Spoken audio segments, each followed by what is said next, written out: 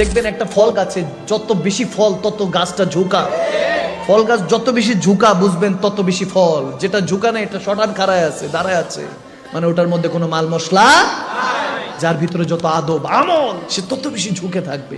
কেউ কিছু বলতেছে শুনতে থাকবেন, হাসি মুখে শুনতেছে, আপনাকে নিয়ে অনেক গীবত করছে, অনেক বাজে কথা বলতেছে, আপনাকে শোনাই দিচ্ছে, হ্যাঁ এরকম সেরকম, আপনি মুচকি হাসি দিয়ে শেষে কি বলবেন?